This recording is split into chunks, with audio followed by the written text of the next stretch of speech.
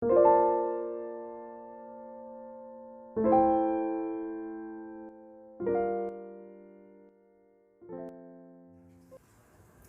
우리나라 속담 중에 말 한마디에 천냥빚을 갚는다라고 하는 그런 속담이 있습니다.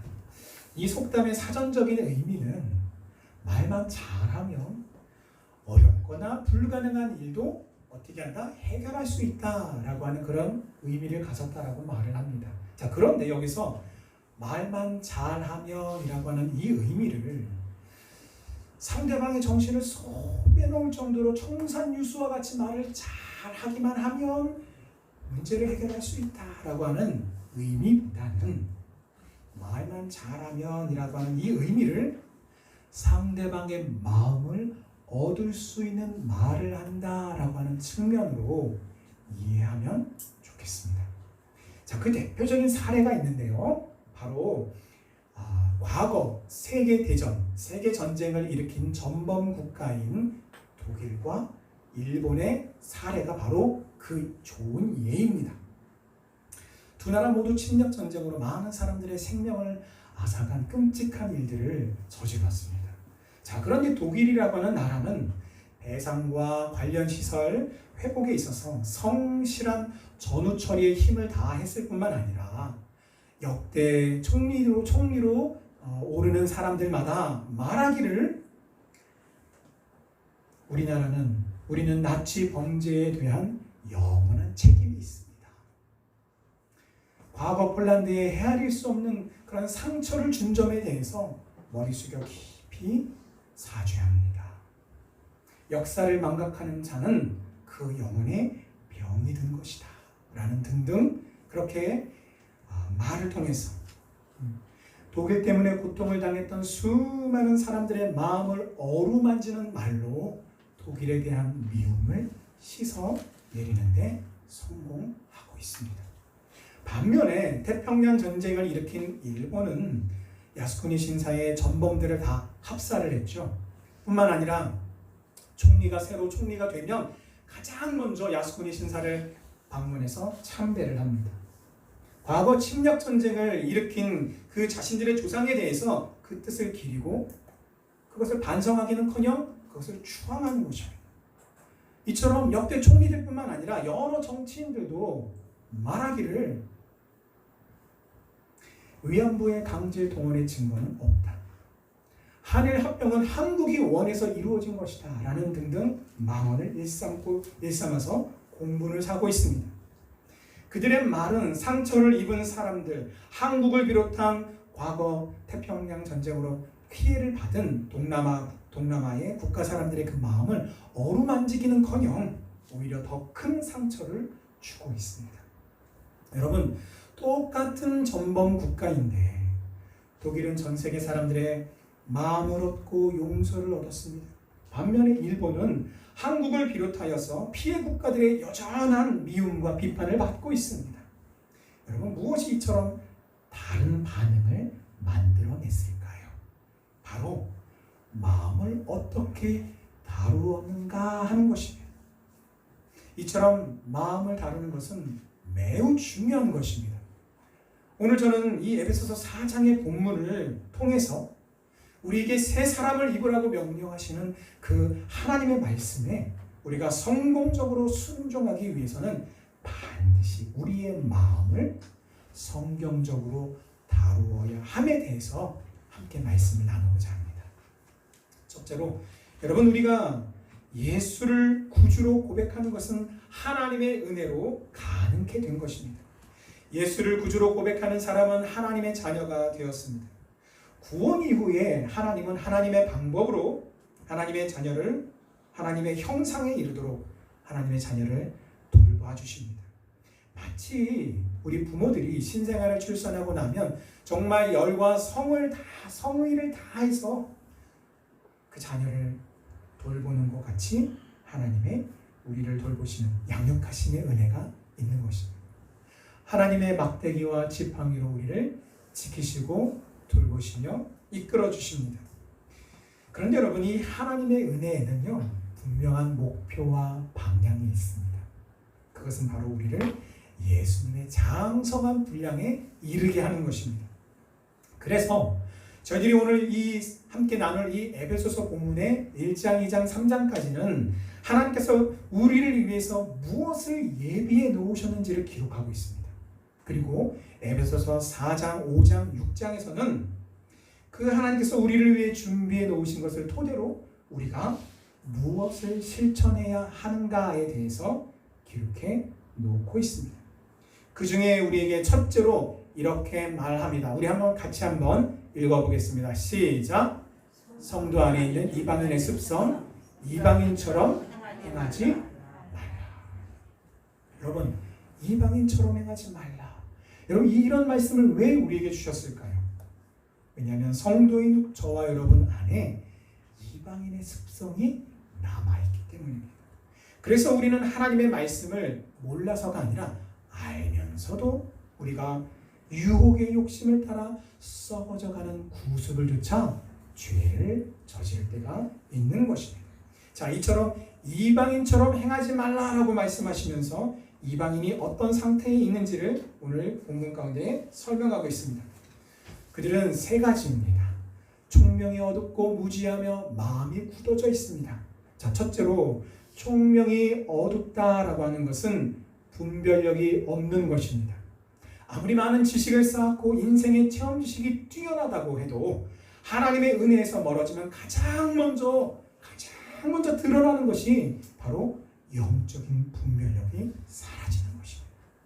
여러분, 우리가 시험에 들거나 혹은 어떤 그런 인생의 어떤 고난 가운데 우리가 처해서 우리 영혼이 괴롭다 혹은 우리가 시험에 들었다 할 때에 많이 하는 말이 무엇이냐면, 목사님, 제가 좀 마음이 너무 괴로워요. 제가 뭐가 뭔지 잘 모르겠어요. 왜 뭐가 뭔지 모릅니까? 영적인 분별력이 사라졌기 때문입니다. 하나님의 은혜에서 멀어지면 가장 먼저 드러나는 것이 바로 영적인 분별력이 사라지는 것입니다. 그래서 그 많은 지식과 인생의 체험을 가지고도 이방인처럼 하나님의 생명에서 떠난 죄악들을 저지르는 것입니다. 두 번째로 이방인의 두 번째 특성은 바로 무지함입니다. 여러분, 이 무지함이라는 의미는 지혜가 없다는 것이에요. 이 말의 의미가 예수 믿지 않는 사람들은 다 무식하다 이런 뜻이 아니에요. 예수 믿지 않는 사람들은 하나님이 주시는 그 지혜가 없기 때문에 하나님을 의뢰하지 않고 하나님을 의지하지 않는다라는 것을 말하는 것입니다. 여호와를 경외함이 지혜의 근본이라 그의 계명을 지키는 자는 다 훌륭한 지각을 가진 자이니 여호와를 찬양함이 영원히 계속되리로다. 아멘. 여호와를 경외하지 않는 자는 하나님이 주시는 지혜 없이 하나님이 주시는 지각이 없는 무지함 속에 자기의 만족과 유익만을 채우다가 지옥을 향해 나아가는 무지한 사람들인 것입니다. 자, 세 번째로 마음이 굳어진다라는 것은 그 마음이 완고한 것을 말합니다. 여러분, 완고한 게 뭐죠? 딱딱한 것을 말합니다. 딱딱한. 그렇다면 여러분, 왜 마음이 완고해 있을까요? 우리도 여러분, 은혜가 충만할 때가 있는가 하면 우리가 화가 나서 마음이 막 불편할 때가 있습니다. 자, 그런데 은혜가 충만할 때에 우리의 마음은 어떻습니까? 마치 그 흙이 수분을 머금고 있어서 충분히 그 물기를 머금고 있어서 촉촉하니 말랑말랑한 것과 마찬가지인 것입니다. 그래서 그 흙의 주인인 토끼장이가 그 손을 대어서 어떤 모양으로 만들든 그 모양대로 변화하는 특성이 있는 그것은 수용력이라고 하는데 그 수용력이 뭡니까? 바로 우리 안에 있는 하나님의 은혜입니다. 우리 마음에서 하나님의 은혜가 충만할 때는 하나님이 우리를 향해 말씀하시고 명령하시고 우리를 붙잡아 주시는 대로 우리가 얼마든지 그것을 따라가고 변화하고 수용합니다. 그것이 하나님의 은혜예요. 그러나 여러분, 마음이 딱딱한 것, 마음이 완고한 것은 무엇입니까? 우리의 마음에서 하나님의 은혜가 떠났을 때에 혹은 우리의 마음속에 하나님의 은혜가 없을 때에 우리는 우리의 생각과 우리의 고집과 우리의 아집대로 고집을 부리죠. 하나님이 우리를 향해서 무엇인가 명령하시고 말씀하실 때에도 그것을 튕겨냅니다. 그 상태가 뭡니까? 완고함이에요. 마음의 완고함. 그렇다면 여러분, 우리가 어떻게 하면 이 마음의 완고함으로부터 벗어날 수 있을까요? 그것은 바로 하나님 앞에서 항상 겸손함을 잃지 않고, 아니면 우리의 마음이 고정관념으로 굳어져서 사람을 쉽게 판단하고 정죄하는 우에서 벗어날 수 있는 것입니다. 자, 지금 이 세 가지, 이처럼 예수를 믿지 않는 불신자들은 하나님의 생명에서 떠나 있기 때문에 총명이 어둡고 또한 무지함 가운데 있으며 또한 마음이 굳어져 있습니다. 하나님의 생명에서 떠난 결과가 무엇입니까? 바로 감각 없는 자가 되어 방탕함에 자신을 방임합니다. 그냥 놓아두는 거예요. 어이구 더럽네 하고 얼른 피하는 게 아니라 그것이 더러운 줄 모르고 그 속에서 그냥 첨벙 그냥 있는 겁니다. 그냥 놔두는 거예요. 어떤 감각입니까? 하나님의 거룩함을 의식하고 깨닫는 영적인 감각인 것입니다. 청년이 무엇으로 그 행실을 깨끗하게 하리이까? 주의 말씀만 지킬 따름이니이다. 이전 번역 버전에서는요, 주의 말씀을 따라 삼갈 것이니이다 라고 그렇게 번역을 했었습니다. 무엇입니까? 죄된 것과 죄되지 않은 것을 구별함으로써 하나님 보시기에 죄인 것은 모두 다 삼가는 것이에요. 주님의 말씀에 따라 지키는 것입니다. 더러운 것과 깨끗한 것을 분별하고 거룩한 하나님의 말씀에 따라 자신을 정결하게 구별하는 영적인 감각이 없으며 방탕한 삶이라고 하는 파도에 떠내려가 버리고 마는 것입니다. 그리고 그 방탕한 삶에 우리의 발을 살짝이라도 내딛기 시작을 하면 반드시 모든 더러운 것을 욕심으로 행하게 된다는 것이에요. 처음에는 아이고 이거 실수했네, 처음에 이거 어쩔 수 없었어 라고 하지만 그것이 자꾸 반복이 되면 나중에는 내 안에 열정과 열망이 생기는데, 사모함이 생기는데, 어떤 사모함입니까? 바로 그 죄를 짓고자 하는 사모함과 열정이 내 안에 생긴다는 것이에요.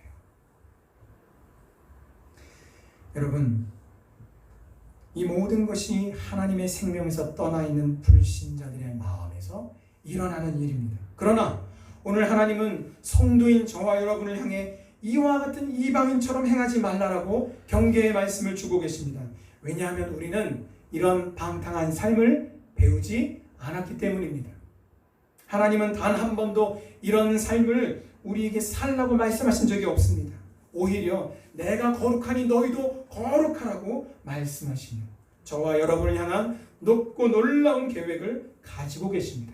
그 계획은 바로 우리 모두가 다 예수님처럼 변하는 것입니다. 우리의 겉모습도 예수님처럼 변할 뿐만 아니라 우리의 내면도 완벽하게 부활하신 예수님처럼 변하는 것입니다. 그런데 여러분 어떻습니까?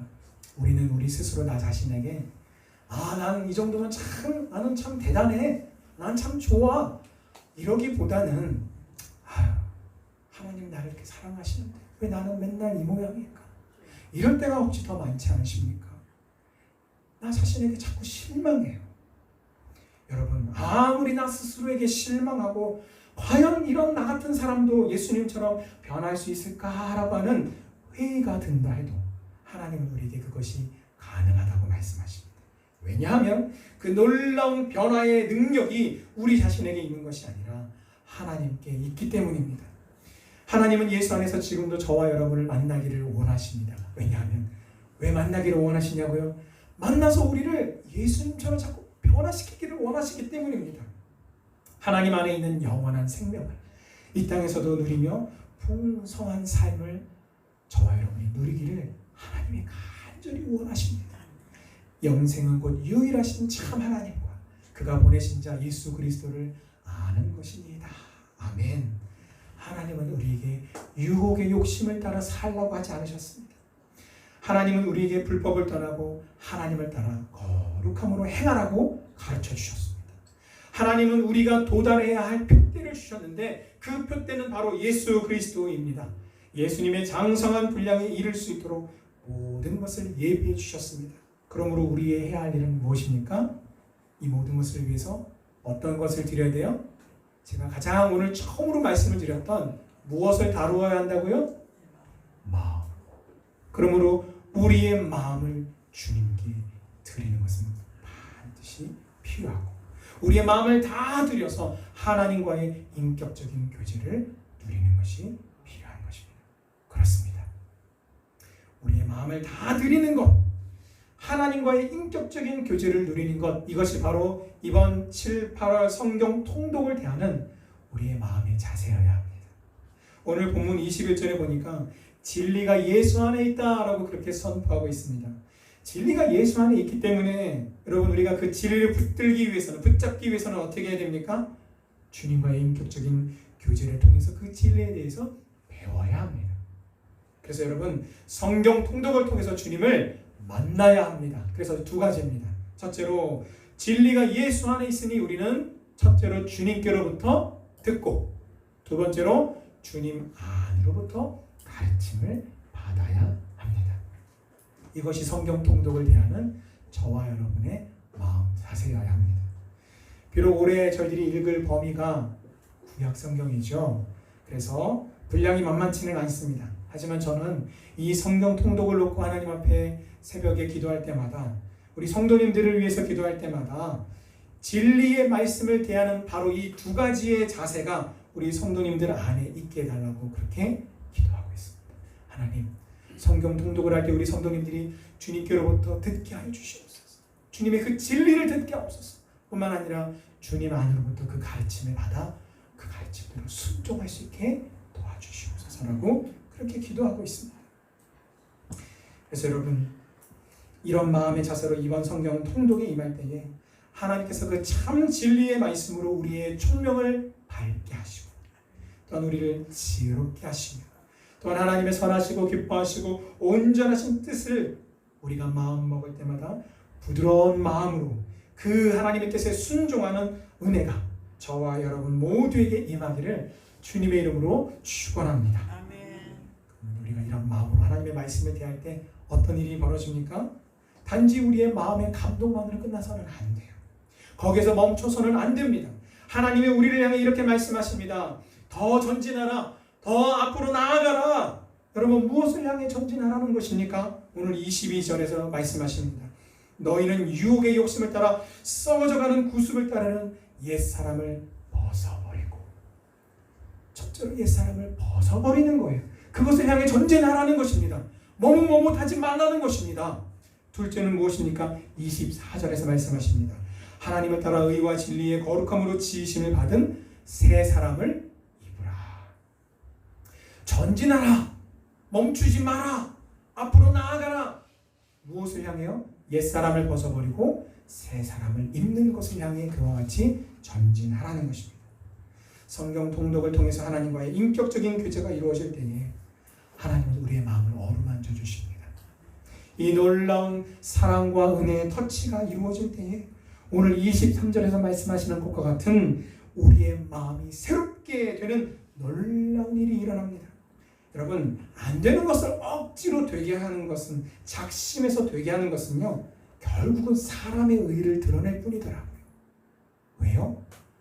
그 어려운 과정을 어떻게 해요? 내가 억지로 되게 했기 때문에 어떻게 합니까? 그거 내가 했어. 내가 이렇게 수고하고 내가 이렇게 애를 썼어. 그러니까 뭐예요? 자기 의를 자꾸 드러내고 나타나게 되는 거예요. 이것은 은혜가 아닙니다.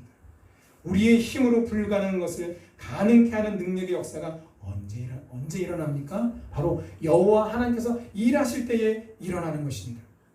그 하나님의 일하시는 그런데 인격적인 역사입니다. 우리의 목을 강제로 잡아서 끌고 가시는 게 아니에요. 하나님의 역사는 우리의 마음을 새롭게 만져주실 때, 우리의 마음을 어루만지실 때 우리 마음이 새롭게 되어짐으로 말미암아 시작되는 것입니다. 여러분 2021년의 절반이 벌써 지났습니다. 올해 초에 하나님을 기쁘시게 하는 새로운 계획을 세우셨었습니까? 하나님께서 우리의 마음을 어루만지셔서 그 심령을 새롭게 해주신 그 결과인 줄 믿습니다. 어제까지는 우리가 죄 가운데 널브러져 있었는데 다시 한번 주님을 의지하여 용기를 내어서 하나님의 말씀을 의지하여 죄와 더불어 싸우기로 작정하셨습니까? 하나님의 은혜입니다. 우리의 심령을 새롭게 해주신 하나님의 은혜인 것입니다. 그러므로 우리는 겸손할 수밖에 없습니다. 우리 안에는 이방인의 습성과 습관이 남아 있습니다. 그래서 여러분, 예수 믿고 하나님의 자녀가 되었지만 아무런 노력도 하지 않고 그냥 편하게 영적인 싸움을 싸우지 않고 그냥 편하게 신앙생활하면 어떻게 되냐면 이 마음밭이 아주 못된 밭이 되고 맙니다. 나쁜 밭이 되고 말아요. 저희 집에 있는 텃밭처럼요. 세상에 처음에 밭을 이렇게 저희 언제 4월달에 이사 와서 제 밭을 이제 텃밭을 가꾸는데 옆집 온 동네 다 보니까 다 비닐로 멀칭을 다 했더라고요. 근데 용감하게 아무것도 하지 않고 그냥 작물을 심겠다는 거예요. 저희 집에 있는 어떤 분이. 그래서 제가 안 된다고 했는데, 그래서 처음에 두 고랑인가를 그냥 이렇게 물론 그때는 흙밖에 없었어요, 분명히. 그래서 작물을 탁 심었습니다. 그래서 제가 두 고랑인가 세 고랑 정도를 그냥 비닐 안 덮고 했는데 도저히 안 되겠는 거예요.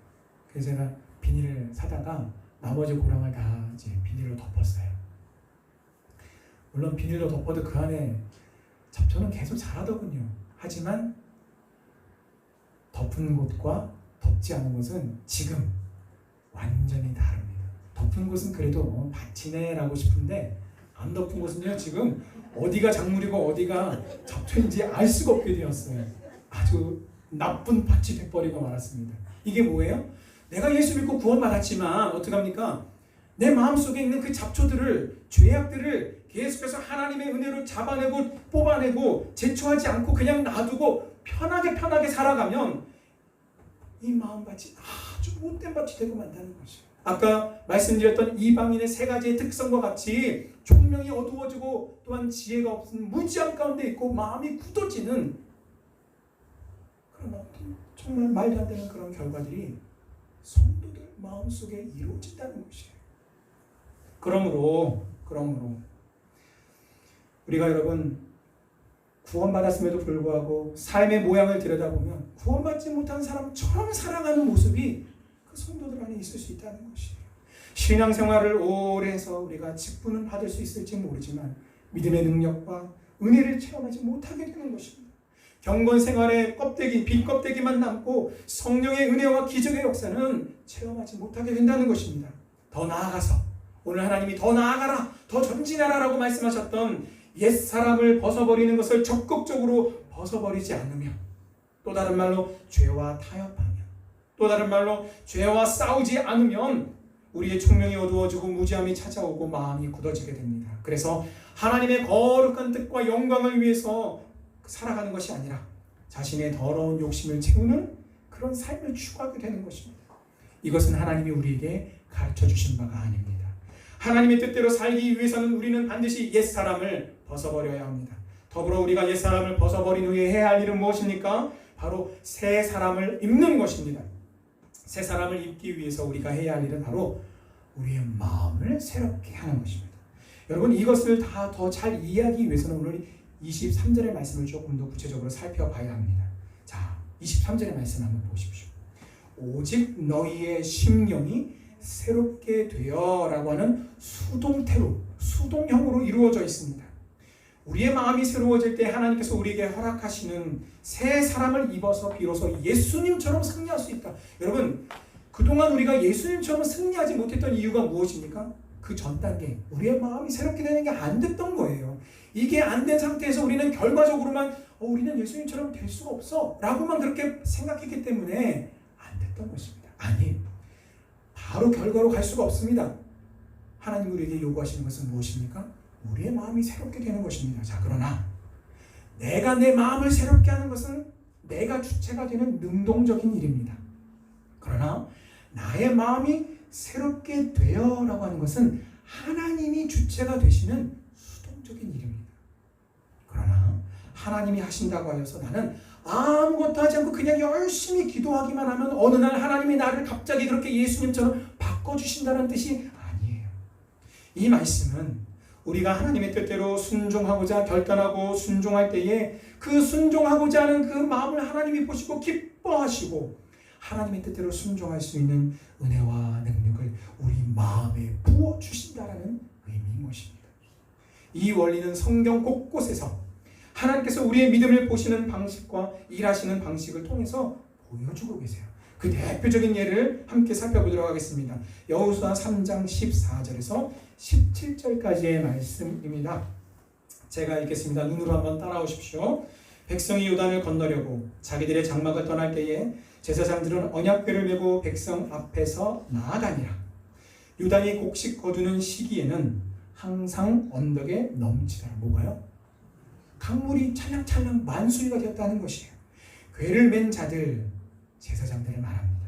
궤를 맨 자들이 요단에 이르며 궤를 맨 제사장들의 발이 물가에 잠기자 곧 위에서부터 흘러내리던 물이 그쳐서 사르단에 가까운 매우 멀리 있는 아담 성읍 변두리에 일어나 한 곳에 쌓이고 아라바의 바다 여매로 향하여 흘러가는 물은 온전히 끊어지매 백성이 여리고 앞으로 바로 건널새 여호와의 언약궤를 맨 제사장들은 요단 가운데 마른 땅을 굳게 섰고 그 모든 백성이 요단을 건너기를 마칠 때까지 모든 이스라엘은 그 마른 땅으로 건너갔더라. 아멘.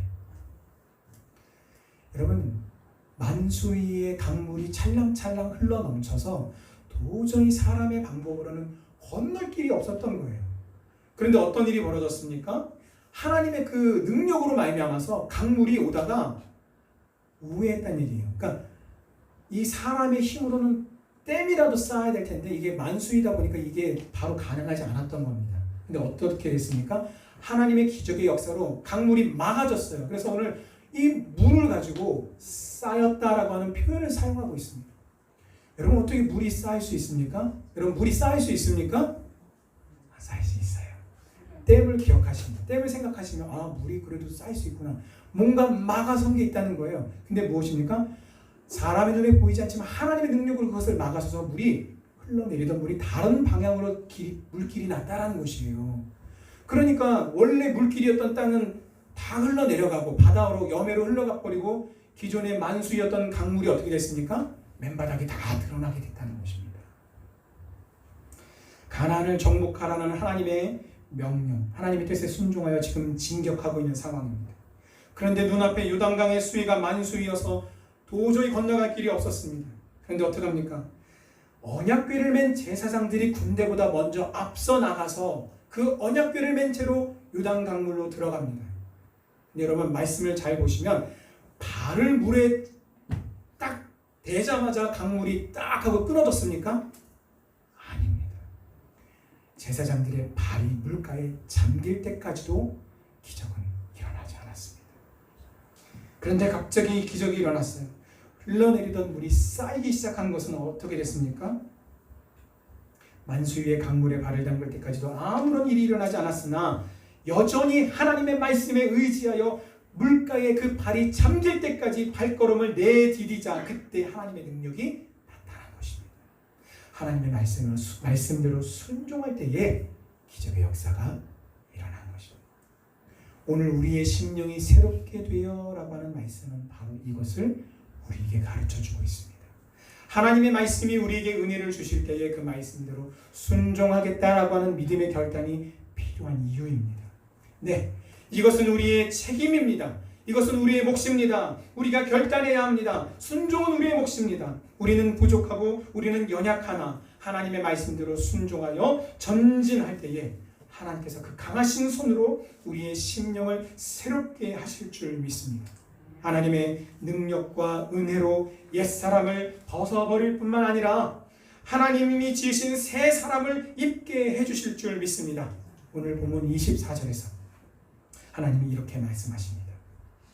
하나님을 따라, 즉 성경의 가르침을 따라, 즉 성경 통독을 통해 우리의 모델이 되시는 하나님의 성경의 가르침을 따라 의와 즉 그리스도 중심을 의미합니다. 진리, 즉 거룩한 성부의 거룩한 말씀을 의미합니다. 거룩함, 즉 성령님을 의미합니다. 그러므로 오늘 24절의 말씀을 다시 제가 풀어드린 대로 다시 말씀을 드리면 7, 8월의 성경 통독을 통해 하나님과의 인격적인 교제를 누릴 때에 성자와 성부와 성령 삼위일체 하나님으로부터 오는 은혜를 계속해서 공급받을 수 있다는 것입니다. 그래서 말씀이 능력이 있습니다. 사람을 변화시키고 우리의 생각과 마음을 변화시킵니다. 우리의 행동을 변화시키고 우리의 습관까지라도 변화시켜서 예수 그리스도의 온전하신 분량을 향해 전진하게 만드는 것입니다. 말씀을 맺겠습니다. 우리의 마음은 하나님의 은혜를 따라 새롭게 되어야 합니다. 그것을 위해서 성경 통독을 하십시오. 또한 하나님을 따라, 즉 성경의 모든 가르침을 따르겠다고 여러분 믿음으로 작정하십시오. 성자와 성부와 성령으로부터 공급되는 하나님의 은혜를 우리가 지속적으로 수용하고 순종할 때에 우리는 하나님의 생명 안에 항상 머물게 될 것입니다. 또한 성부, 성자, 성령 삼위 하나님과 인격적인 교제를 누리게 될 때에 우리가 죽어서만이 아니라 이 땅에서도 여전히 영생을 소유하고 누리게 될 것입니다. 이 영생을 누리는 삶을 통해 믿음과 소망과 사랑을 이 세상에 더하는 교회 본연의 사명을 감당하는 우리 장락교회 성도님들 다 되시기를 주님의 이름으로 축원합니다. 아멘.